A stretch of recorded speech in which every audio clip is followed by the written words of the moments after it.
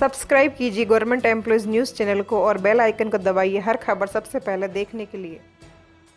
दोस्तों, आज इस वीडियो में हम आपके सामने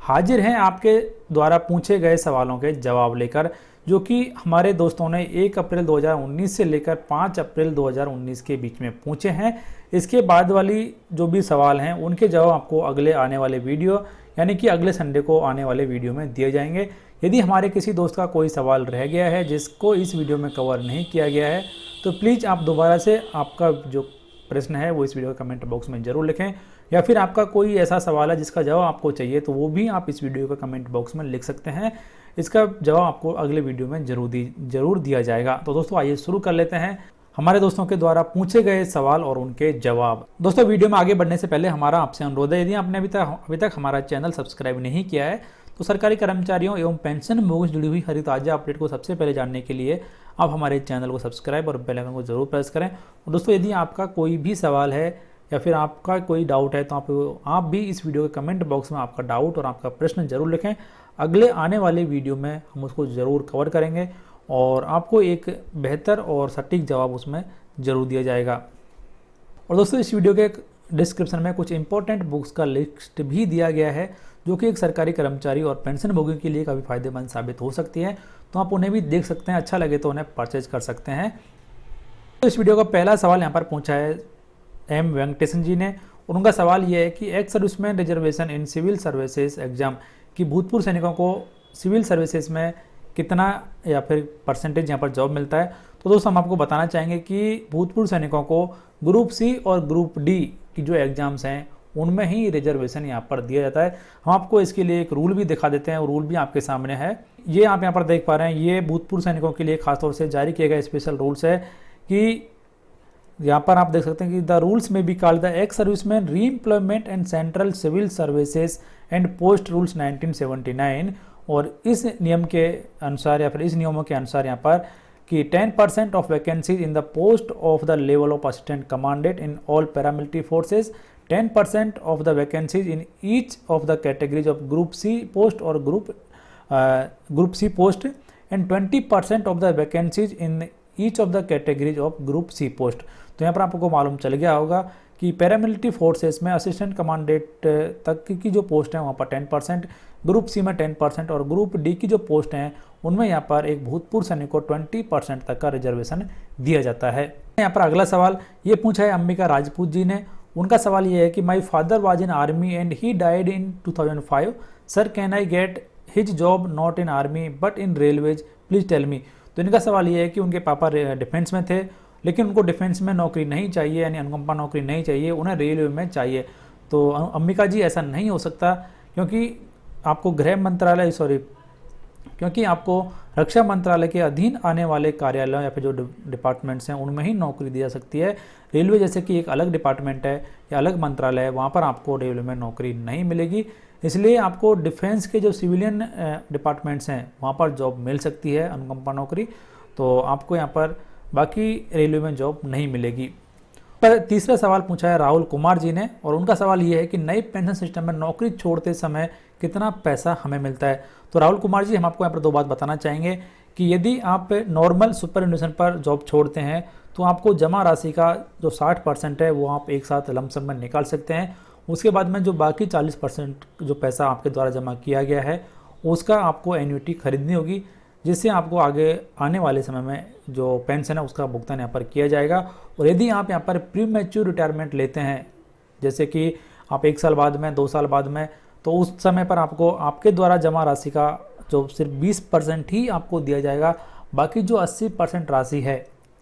उससे आपको एन्युटी खरीदनी होगी और उसका यहाँ पर आपको आगे आने वाले समय में पेंशन का भुगतान किया जाएगा। और अगला यहाँ पर सवाल हमारे दोस्त हैं अगला सवाल यहाँ पर है हमारे जीवन खावरे जी का, और उनका सवाल ये है कि सर अगर 11 साल नौकरी करके एनपीएस छोड़ दिया जाए तो क्या बेनिफिट यहाँ पर उनको मिलेगा। तो हम आपको बताना चाहेंगे जीवन कुमार जी कि आप 11 साल की नौकरी करने के बाद में प्री मैच्योर रिटायरमेंट यहाँ पर ले रहे हैं, तो आपको सिर्फ आपके द्वारा जमा राशि का 20% ही दिया जाएगा, बाकी 80% से आपको यहाँ पर एन्युटी खरीदनी होगी, जिससे आपको रिटायरमेंट के बाद में पेंशन का भुगतान यहाँ पर किया जाएगा। उसके बाद में 5वां सवाल यहाँ पर है बीइंग इंजीनियर इन्होंने बोला है कि my father was disability pensioner, उनकी डेथ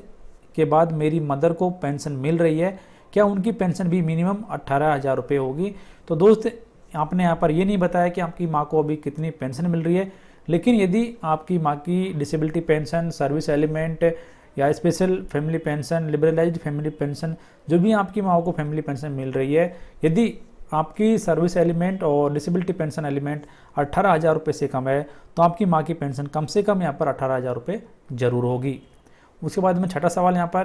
कि ये बलवीर सिंह जी ने पूछा है और उनका सवाल ये है कि निजी क्षेत्र का मतलब क्या है और यूपीपीसीएल को मिलेगी क्या, क्योंकि सुप्रीम कोर्ट ने एक फैसला दिया था, उस फैसले के अनुसार ये कहा था कि यहाँ पर एक प्राइवेट क्षेत्र में काम करने वाले कर्मचारियों को उनकी लास्ट पे के हिसाब से पेंशन का फिक्स की जाएगी। तो बलवीर जी हम आपको बताना चाहेंगे कि निजी क्षेत्र का मतलब ये है कि जो प्राइवेट सेक्टर में काम करने वाले एम्प्लॉयज़, खासतौर से जो ईपीएस में यानी एम्प्लॉयज़ प्रोविडेंट फंड में या फिर एम्प्लॉयज़ में जो पेंशन स्कीम है उसमें वो कवर्ड हैं, जैसे कि ईपीएफओ के अंदर आते हैं, उनका मतलब यहाँ पर निजी क्षेत्र से है। और यदि यूपीपीसीएल भी ईपीएफओ के अंदर में आता है, ईपीएस उनका कटता है, तो उनको भी यहाँ पर पेंशन में अच्छा खासा फ़ायदा होने वाला है सुप्रीम कोर्ट के फैसले के बाद में। उनके बाद में यानी जो सातवां सवाल है ये यहाँ पर है कि नीलम खेफका का, और इनका सवाल ये है कि 33 ईयर्स जॉब के बाद भी क्या मिनिमम सैलरी के हिसाब से ही मिलेगा या उनको 50,000 रुपये सैलरी पर पेंशन मिलेगा, क्योंकि हाईएस्ट ईयर के हिसाब से भी तो पेंशन का रोल है। Please reply. तो नीलम जी यहाँ पर सवाल ये है कि अब यहाँ पर मिनिमम सैलरी वाला जो फंडा है वो सुप्रीम कोर्ट ने हटा दिया है और आपके रिटायरमेंट के समय पर लास्ट महीने की जो इतनी भी आपकी बेसिक सैलरी, टोटल सैलरी जिसमें आपका basic salary plus DA plus आपका जो बोनस है उसे मिलाकर कितनी सैलरी बनती है उसके हिसाब से यहाँ पर अब पेंशन फिक्स की जाएगी। ईपीएस 95 के जो पेंशनर्स और सब्सक्राइबर्स हैं उन सब की यहाँ पर काफ़ी अच्छा फ़ायदा हुआ सुप्रीम कोर्ट के इस फैसले के बाद में। उसके बाद में 8वां सवाल यहाँ पर है हरिशंकर राय जी का, उन्होंने कहा कि सर मेरा पूरा डाटा ही खो गया है सर, रजिस्ट्रेशन नंबर नहीं मिल रहा है सर, उसके लिए क्या करें सर प्लीज़ बताइए। तो इनका सवाल यहाँ पर है ECHS स्मार्ट कार्ड से जुड़ा हुआ। तो दोस्त हम आपको बताना चाहेंगे कि यदि आपके पास में कोई भी डाटाबेस यहाँ पर नहीं बचा है तो बेस्ट यही होगा कि जो भी आपकी संबंधित ऑफिस है और या फिर आपकी जो पॉली क्लिनिक है ECHS की, वहाँ पर आप जाइए,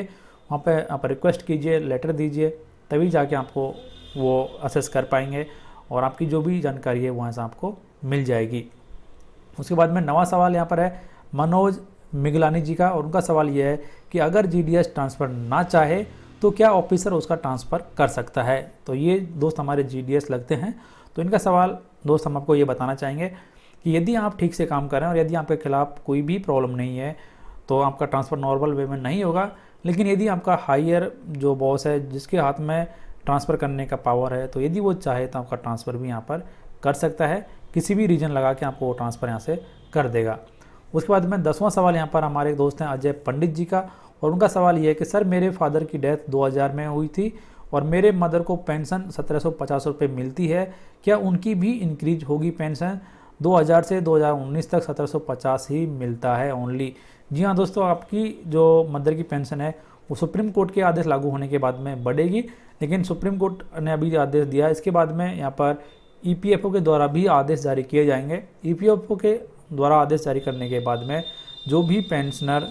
जिनकी की मिनिमम सैलरी के आधार पर पेंशन फिक्स हुई थी उन सब की पेंशन यहाँ पर बढ़ेगी और उनकी पेंशन उनकी रिटायरमेंट के समय पर लास्ट जो सैलरी है उसके आधार पर यहाँ पर रिवाइज की जाएगी। तो दोस्तों आपकी जो माँ हैं उनकी पेंशन भी यहाँ पर बढ़ेगी इस आदेश के लागू होने के बाद में। तो दोस्तों इस वीडियो में इतना ही। उम्मीद करते हैं आपके जो सवाल थे उनका जवाब यहाँ पर आपको मिल गया होगा। यदि हमारे किसी दोस्त का कोई सवाल रह गया हो जिसका जवाब इस वीडियो में नहीं दिया गया है, या तो वो सवाल अगले वीडियो में कवर कर लिया जाएगा, अगले संडे को जो आएगा हमारा वीडियो उसमें, या फिर आप इस वीडियो के कमेंट बॉक्स में भी आपका जो कमेंट है, आपका जो प्रश्न है वो ज़रूर लिखें, उसे हम अगले वीडियो में ज़रूर कवर करेंगे। तो दोस्तों इस वीडियो में इतना ही। खबर अच्छी लगी तो वीडियो को लाइक करें, अधिक से अधिक अपने दोस्तों के साथ में शेयर करें और ऐसे ही यूजफुल वीडियो देखने के लिए चैनल को सब्सक्राइब और बेल आइकन को जरूर प्रेस करें। धन्यवाद।